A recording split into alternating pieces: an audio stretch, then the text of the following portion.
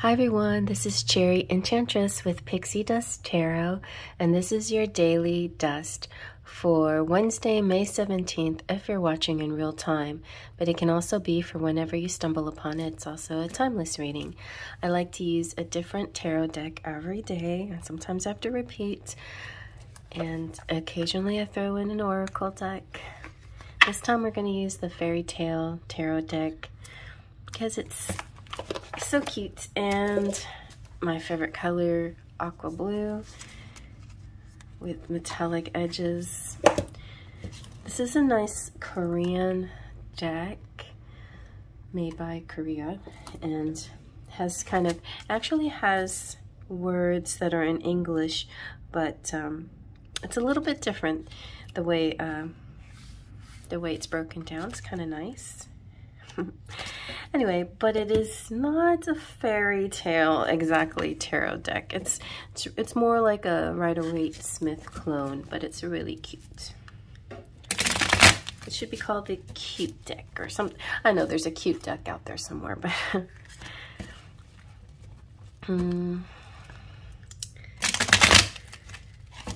fairy tale. It really doesn't follow any fairy tales.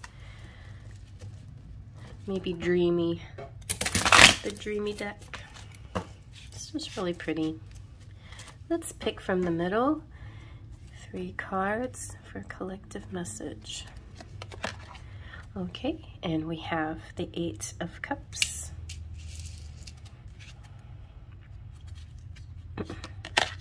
Uh-oh, the Devil again. I was trying to think about the Devil a little bit more. I don't know, more devil messages were coming to me. And the King of Swords. Also the saying, the devil's in the details. That could be something that's coming up for you.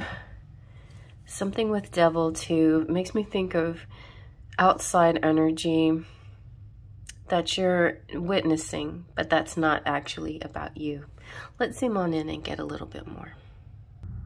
Oh, also when I was driving around, I was just imagining a tarot deck my future tarot deck. It's in my head. It's about to be created. First, I'd like to finish my Lenormand deck because I'm kind of one of those types of people that likes to complete one thing before moving on to another. And then sometimes it's hard to move on to the next when I get stuck. But I am moving on, and I'm working on my Lenormand deck. So check out my Patreon page for upcoming images of that deck. So as far as the Devil, I was thinking, there's a lot of ideas I have for my deck, but it's definitely going to be a fairy-themed deck. And who better than the Maleficent herself to represent the Devil? But Maleficent definitely has been portrayed as a misunderstood character. And I think that happens a lot. Like a lot of times we like to just label or judge somebody like, oh, that's the devil, or this is a bad person. But nobody's all bad or all good. Maybe not. Maybe there are some out there that can tip the scales a little more than others. But just think, and in that case, there's 2 phrases that come out: the devil's in the details, and making a deal with the devil. So when making deals, be very aware of who you're making deals with, because if you realize that this person that you're talking to does not seem scrupulous and does not have the best intention for all involved, then there could be a reason behind all of these conditions. So in other words, if a person is, say, forming a contract, and you read the fine print, and the fine print says you must do this and this and this and this, then there is a bigger evil involved if that fine print is purposely hidden, or they're trying to take advantage of the good aspect of the contract and hide the bad aspects.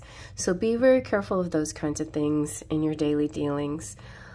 We have a little bit left of this Mercury retrograde, I believe. It's almost over, but even when it's over, you have to deal with the shadow phases too, a little bit, the post-shadow. This particular Mercury retrograde wasn't very harsh because it started in Taurus. I think it still might be in Taurus, but I'll double check on that.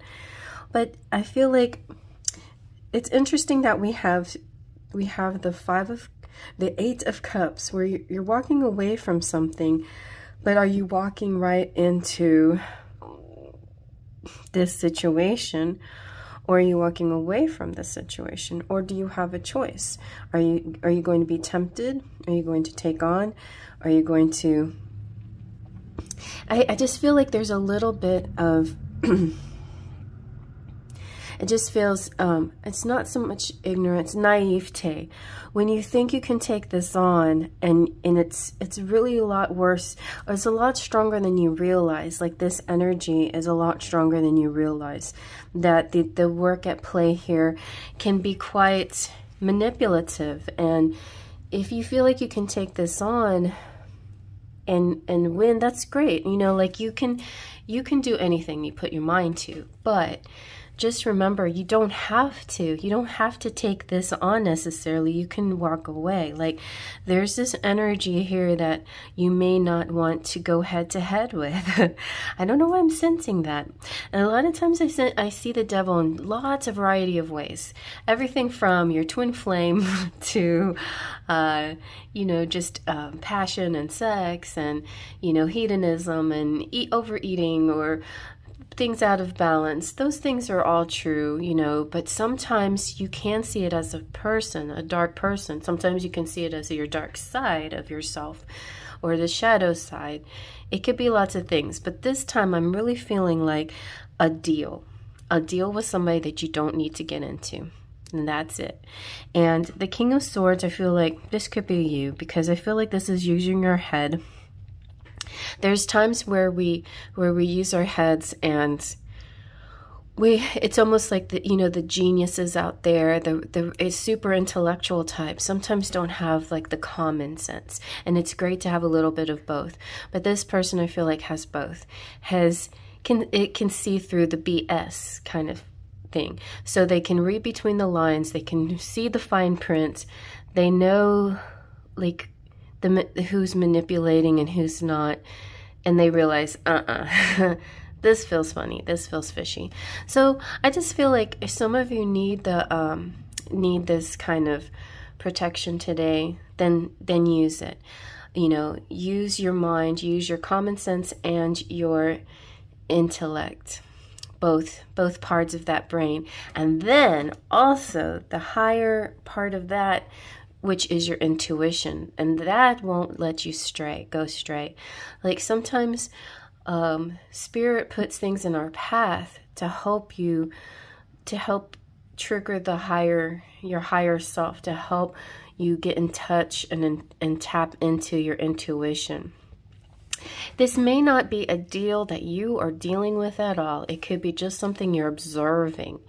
And even in observing other people do dirty deeds, or other people interact, or other people making bad deals, or other people being coerced and tempted, or other people acting devilish, and other people succumbing to the devil, those are lessons for you as well. Watch the behavior, watch what they do. And remember how they put all the pieces in place in order to seduce. You know, it may be one of those days where you do watch something like that, where you watch what's that movie with Al Pacino with He's the Devil or something like that. I mean, and there's a great TV series, Netflix, Lucifer, which I loved, you know, and he was sort of, in the end, he was one of those characters that in the end was sort of misinterpreted, or you saw that there was a humanness even to the devil, or even to this Lucifer. But maybe it wasn't until he found love, which transformed him, And so that's always the key there. So there's a lot going on here, but I feel like for most people, this energy is an outside energy that you're observing. And it's just a learning thing. Like you're watching it and you're realizing, aha, okay, I'm not going to do that. But don't let it make you feel paranoid in your life, because I feel like you have the intuition, the intellect, and the common sense to figure it out when it comes around. All right, and I hope you like that. Faith, trust, and pixie dust.